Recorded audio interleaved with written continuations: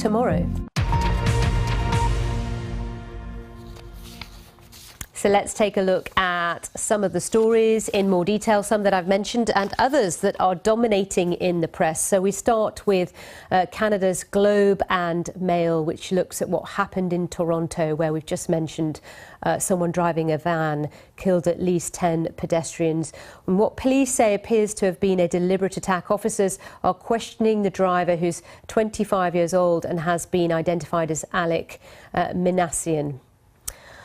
The Guardian leads with a pledge from the UK Home Secretary Amber Rudd that Britain's Windrush generation will be granted British citizenship. She added Caribbean migrants would acquire the status they deserve at low cost and with proactive assistance through the process. Meanwhile, an investigation by The Independent has revealed black students seeking a place at university in the UK are 21 times more likely to have their applications investigated for suspected false or missing information than their white counterparts. In the business section of today's Telegraph, it says the world risks a full-blown oil shock within months as various geostrategic crises come to the boil, and Saudi Arabia hints crude prices could be $100 a barrel. And finally, all the press in the UK and many around the world have got pictures of the new prince. Prince William and the Duchess of Cambridge are celebrating the arrival of their third child, a second boy whose name is yet to be announced. And of course, we're asking for your suggestions. You've sent us many.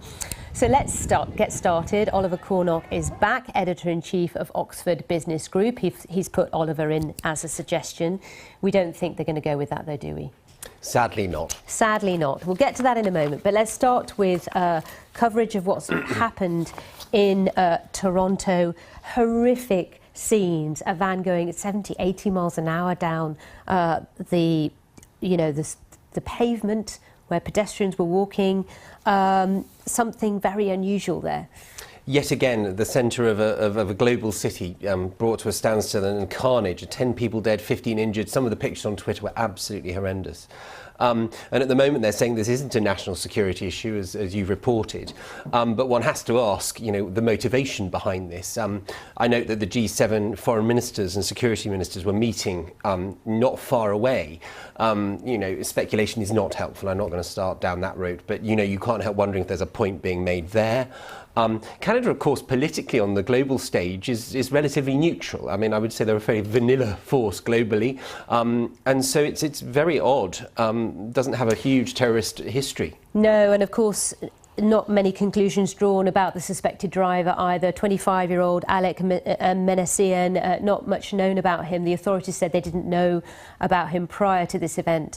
But also as well, a hired van. I mean, this has happened in London, it's happened in Manhattan, and Berlin, now on the streets of Toronto. In Germany, it's a modus operandi that's happened time and again. Yeah. And you go round cities. I travel all around the world in my job at Oxford Business Group, and in every city now has got these barriers. Tourist sites are surrounded by them, and in a sense, you can't help questioning, you can't help agreeing that this is the right way to go about protecting people, but it is changing the way we live, and terrorism therefore on one level succeeding. So obviously the investigation is ongoing and they haven't drawn conclusions yet as to what sort of activity this is, but for now that's the latest we know. So of course the Canadian press are looking at that very closely. Let's move on to The Guardian. Now, The Guardian has had this story on its front page for many days, almost a campaign on the part of the Guardian newspaper.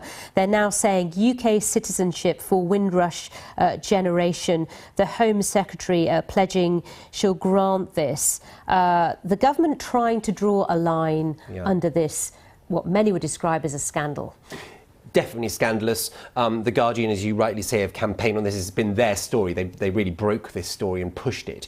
And of course, that's a reflection, though, of the domestic political situation here. The Guardian, quite a left-leading, Labour-supporting newspaper, has really championed this. But as you rightly say, this is not a party political issue. Across the political spectrum, people have condemned this, and it is pretty ghastly. These are people who came to the UK to help with the reconstruction post-World War II, who have been treated appallingly.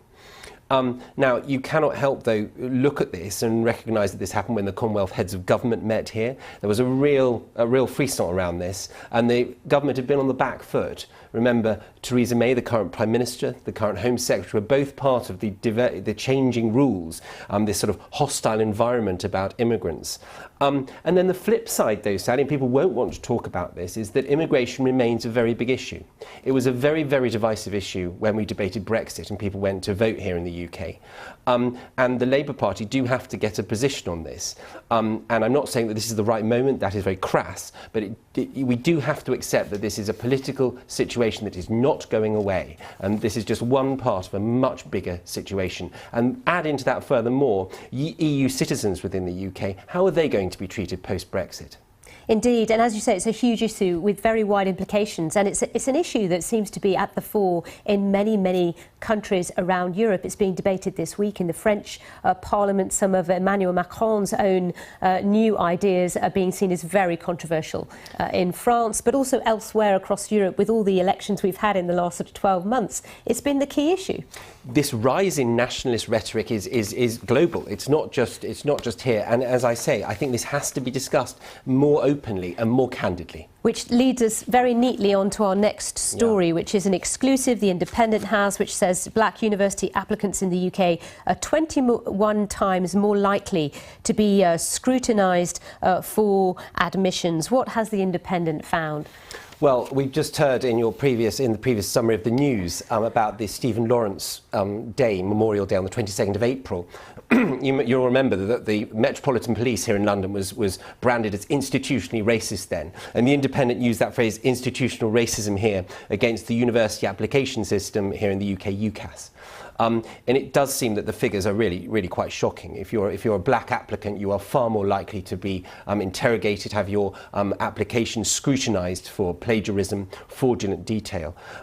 This, as I say, step back, this isn't great. I mean, some of these figures at Oxford, 13 Oxford University College failed to make a single offer to a black A-level applicant over a 6-year period. And yet you would think in this day and age, you know, with the push for diversity that's been going on for a long, long time within education, especially further education in the UK, that we wouldn't be in this position now. And so when people say if these things run their course and why are we campaigning on it, then you look at that figure and you realise. Yeah, absolutely. Let's have a look now at this story about oil on the front page of the Business Telegraph. Are we looking at $100 a barrel oil again soon? Well, these swings, I mean, wait and see. But supply and demand, Sally. It's all about supply and demand. As ever. Add into that a liberal dose of geopolitics and you end up with a perfect storm. The OPEC cartel, in a sense, have been vindicated in their process of cutting. Saudi Arabia, much vilified often about its oil production, has cut hugely when it probably needed those figures up to bolster domestic income. Will it pay off for Saudi Arabia? I mean, they're desperate for the price to go higher. Well, I was going to say they're desperate not only for the price to go higher for their revenues, but they're about to try and sell a part of their national oil company, Sally, yes. And they'll be wanting that valuation to be increased. Step back, though, and we see the political problems in Venezuela impacting oil production as well. You know, oil production there has bottomed out. If in the next couple of weeks Donald Trump reneges on the Iran deal, the nuclear deal, we could, you know, Iran's sanctions again. And that will mean that the Asian buyers, South Korea, you know, the West will be forced to play ball with that. So watch this stuff. Of course, if the price does surge to that degree, the increase in inflation in many, many countries, the UK and others, could have quite a big impact. Absolutely. So keep an eye on that. Now, many said to the BBC yesterday, to our correspondent outside St Mary's Hospital, some good news. It's lovely to have some good news, amazing news for William and Kate, the safe arrival of their third child, a son. Absolutely. And today at 2 o'clock there'll be a 41-gun salute in Hyde Park, a true British pageantry, and you have to wonder what the name will be. Will it be a truly British name? What do you think? What's your money on? I know you want an Oliver, but we've agreed it's probably not going to be an Oliver. What do you reckon? Well, Oliver's the most popular name in the UK at the moment, so I doubt it will be. Is yes, it really? Apparently. I just looked up. What if you have something to do with that? I think Philip is a strong contender in my mind. The Duke of Edinburgh in his 96th year, stepped back from public public life. There is a wonderful circularity, in my mind, about a new baby being born, the Duke of Edinburgh having this wonderful life of service, perhaps coming, in his twilight years. It would be lovely. And we know as well, for William and Harry, how close they are to their grandparents, and that would be a very, a fitting tribute, wouldn't it, to Philip. He is, of course, 5th in line to the throne, this newborn, and it's a historic moment for Princess Charlotte as well. Absolutely, because she remains 4th, and she gave her first royal wave as well. I suppose the other name, born on St George's Day, but of course George is already taken. It is, absolutely. Prince George. Yeah. So, suggestions, thank you, Oliver, for being